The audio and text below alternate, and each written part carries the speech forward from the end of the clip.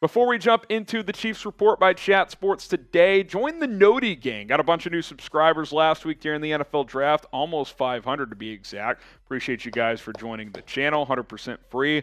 Now, next step, turn on your notifications. Select all after you click that Noti bell, because if it stays on personalized, you're not always going to get a push notification on your phone. But if you select all, every time we publish a video or every time we go live, you're going to get notified with the latest content from us. So subscribe, turn those noties on to all, and we'll see you in future videos.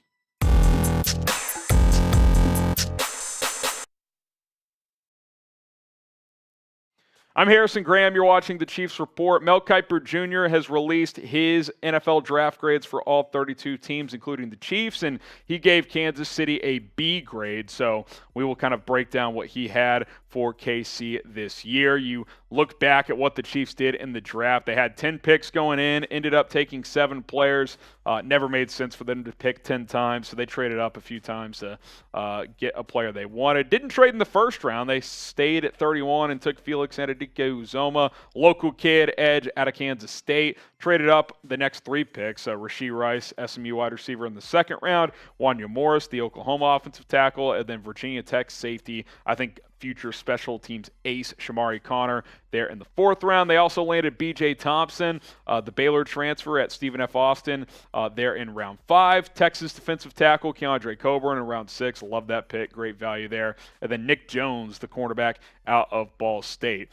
Here's Mel Kiper on the Felix Anudike-Uzomah selection and just kind of where the Chiefs were sitting heading into the draft. He said, in my eyes, the Super Bowl champs had to add 2 of these 3 positions with their top 2 picks, edge rusher, tight end, and wide receiver. They opted for raw pass rusher Felix Anudike-Uzomah, who had 19.5 sacks over the past 2 seasons. It's a solid, if unspectacular, move to replenish the defensive line after Frank Clark was released. And that was kind of my exact thought when they picked him. It's like, this is just a solid B pick, right? Like, it's not flashy, it's not sexy, but you needed an edge rusher.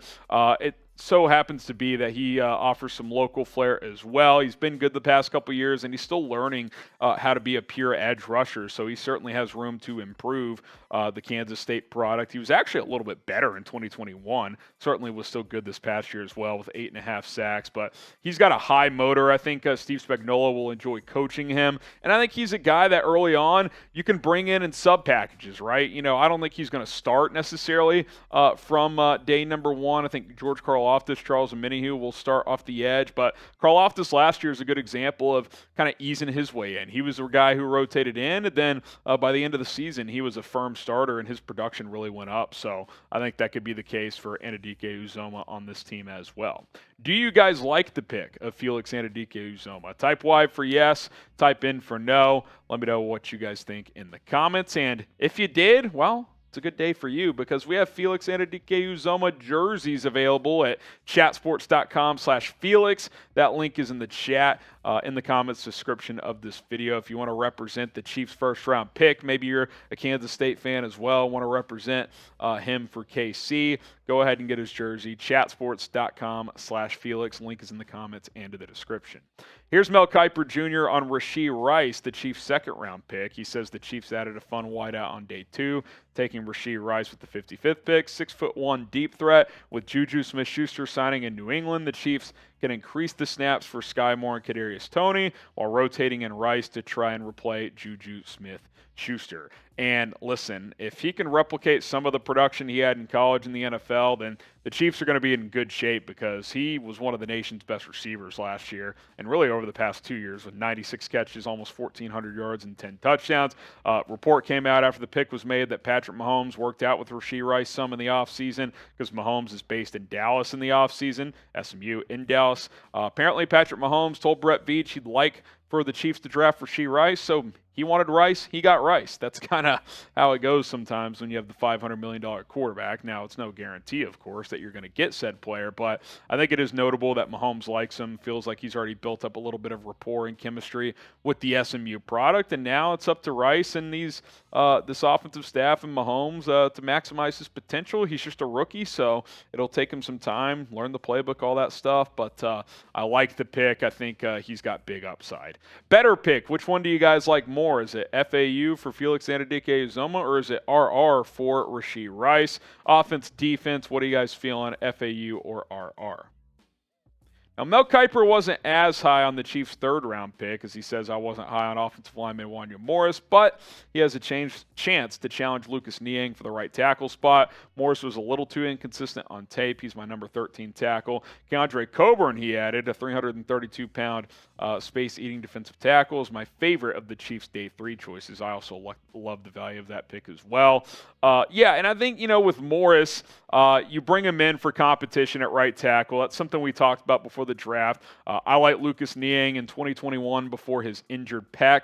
He showed he can be a kind of an above-average starting right tackle, and that's really all you need over there because the rest of your O-line's so good, assuming Juwan Taylor can plug and play and be a high-level left tackle.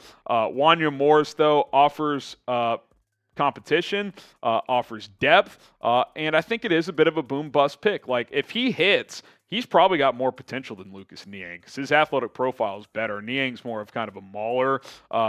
Morris can maul, but he also is very athletic. I mean, he can get him on the move in the running game and, pull him as well. So if he can kind of get his technique down and just improve in some areas and really just lock it in, I think at times there were question marks about his motor. I think he can be a guy that has a chance to start for this offensive line. Now, if you want to check out my draft grades for this team, player by player, overall team grade, go check out our Chiefs draft grades video by subscribing to the channel. It should be kind of the highlighted video on the channel right there, but also if you just scroll down a couple videos, it's going to be sitting right there. Broke down every single pick, the overall class for Brett Veach, so go check that out and go look at some other videos as well. I also broke down the Chiefs UDFA class also as they signed several undrafted free agents.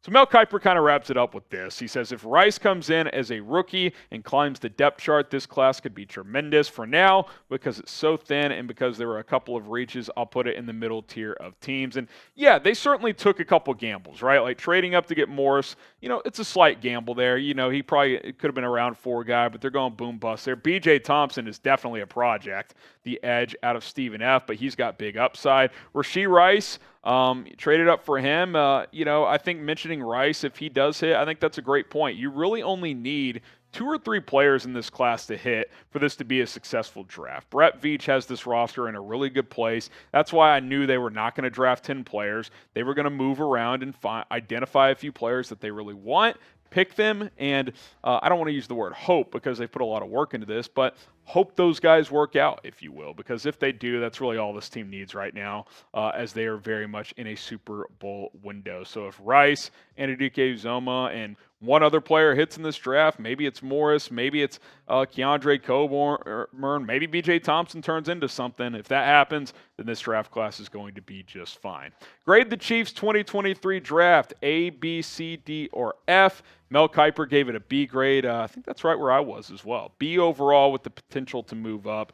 A, B, C, D, or F. Get your red pen out and drop your letter grade. And don't forget to turn on your notifications here on the Chiefs Report. We're going to continue to keep you guys in the loop with the latest Chiefs news, rumors, back to some free agency buzz now that the draft is over. We're not going anywhere. YouTube.com/ChiefsTV. Subscribe and turn on that notification bell.